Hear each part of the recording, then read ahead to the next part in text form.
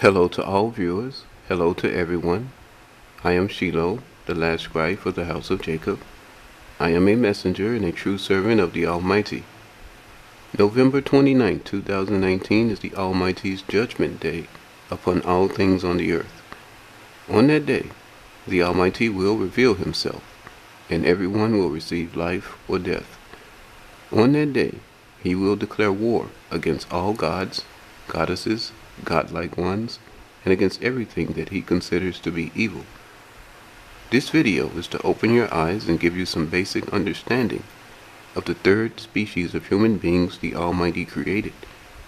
This video is titled The Seed of Eesh, the third individual species of persons to live on the earth.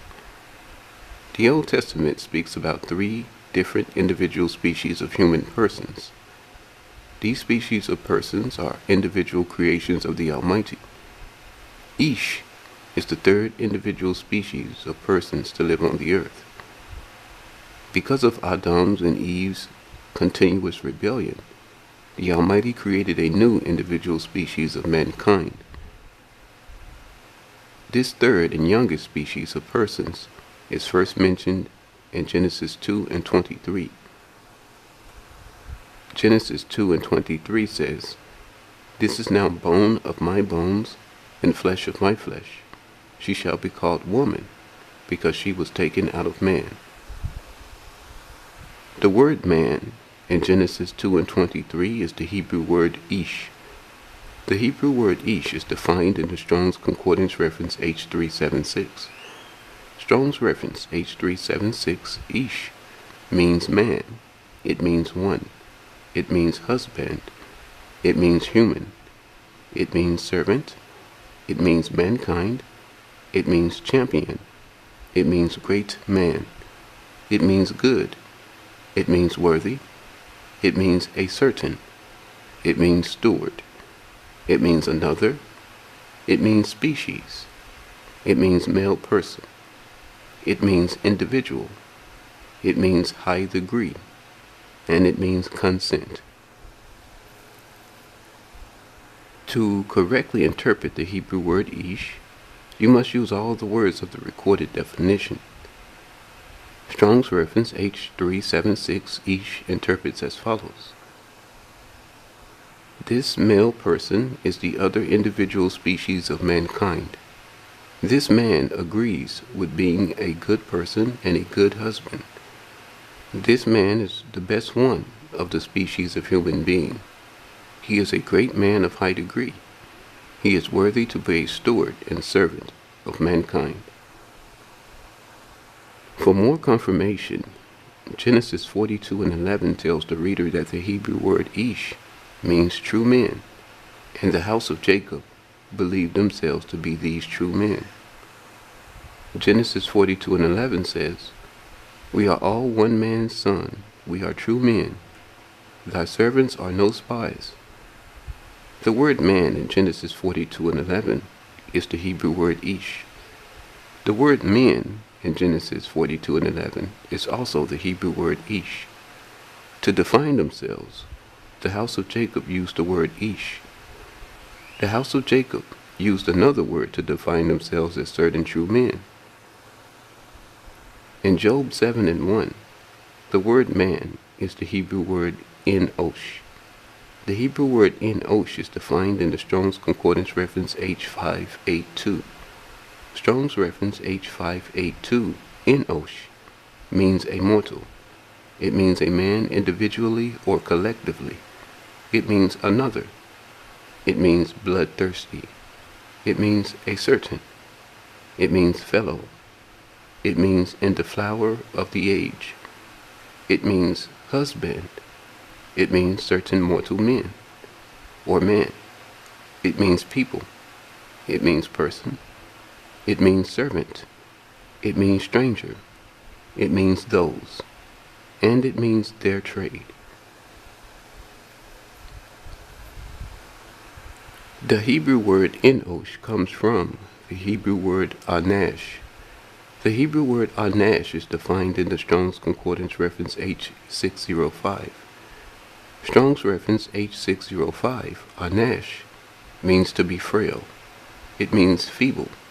It means causing or expressing sadness. It means desperate or desperately. It means wicked. It means woeful. It means sick. And it means incurable.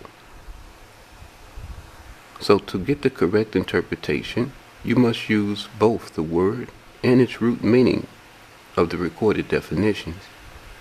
Together, the Hebrew word Enosh and its root Anash, Strong's reference H582, and Strong's reference H605 interprets as follows.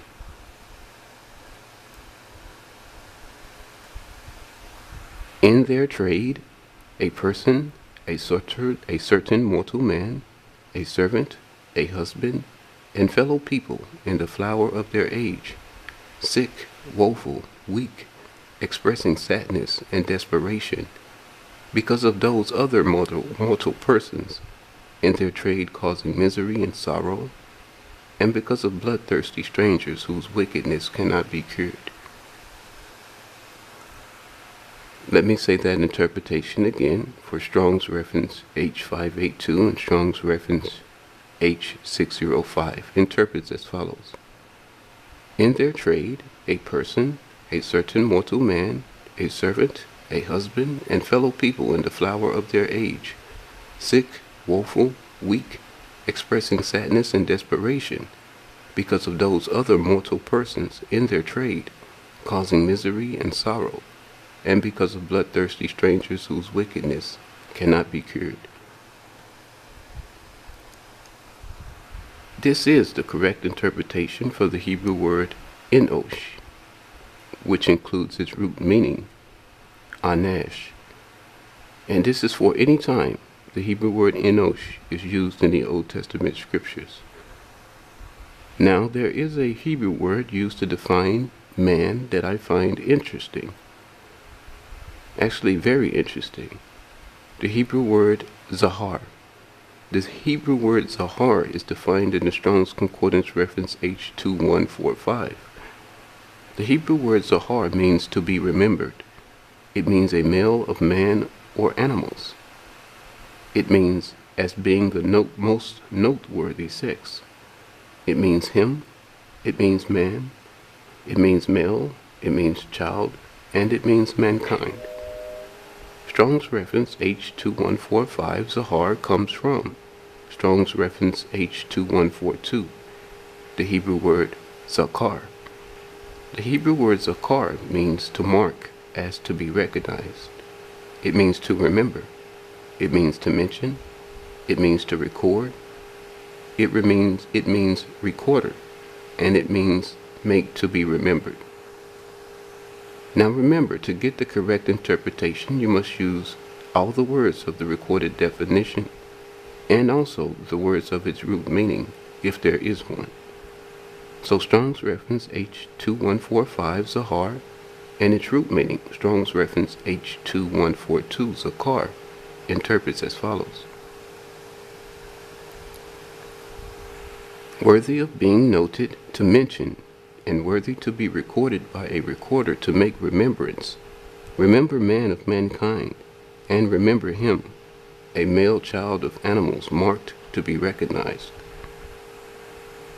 The word man in Jeremiah 20:15 is the Hebrew word Zahar. Now the Old Testament scriptures confirm that the house of Jacob were of the lineage of the species of Eesh. Look at Genesis 6 and 9. It says, These are the generations of Noah. Noah was a just man and perfect in his generations, and Noah walked with the Almighty. The word man in Genesis 6 and 5 is the Hebrew word Eesh. So Noah had the blood of the youngest species of persons on the earth. Look at Genesis 25 and 27. It says, And the boys grew, and Esau was a cunning hunter, a man of the field. Jacob was a plain man, dwelling in tents.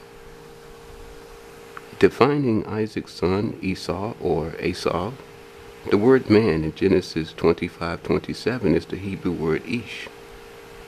Defining Isaac's son Jacob or Yaakov, The word man in Genesis 25:27 is the Hebrew word Eesh. So both Jacob and Esau were of the same species of persons as Noah, of the species of Eesh. Look at Genesis 39:2. It says, "And the Almighty was with Joseph, and he was a prosperous man, and he was in the house of his master the Egyptian."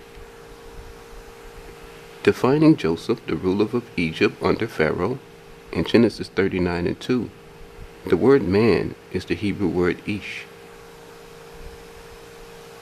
Look at Numbers 1 and 4, which is a law established by Moses for the house of Jacob. Numbers 1 and 4 says, "And with you there shall be a man of every tribe, every one head of the house of his fathers." The word man in Numbers 1 and 4 is the Hebrew word Eesh. Without argument, without contradiction, the Old Testament scriptures clearly show that the house of Jacob were indeed from the species of Eesh.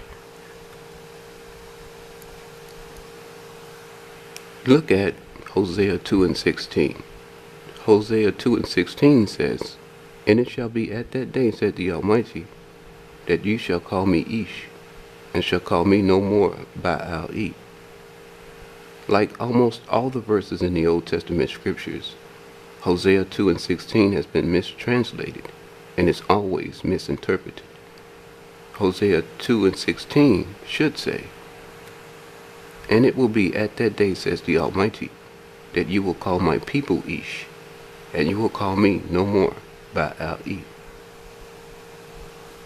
In Hosea 2 and 16, the word Baal-E is defined in the Strong's Concordance reference H1180, and it is a symbolic name for Jehovah.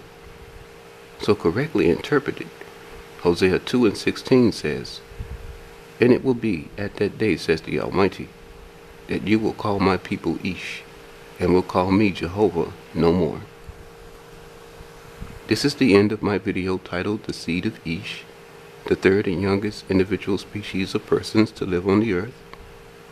Now you have some basic understanding of the third species of human beings created by the Almighty to live on the earth. November 29th is the day of the Almighty's judgment upon all living things. I am Shiloh, the last scribe for the house of Jacob. Watch my videos, follow me, and discover the recorded truth about the Almighty, His power, His glory, His honor, His reputation, His experiences with, and His message to all the individual species of persons on the earth.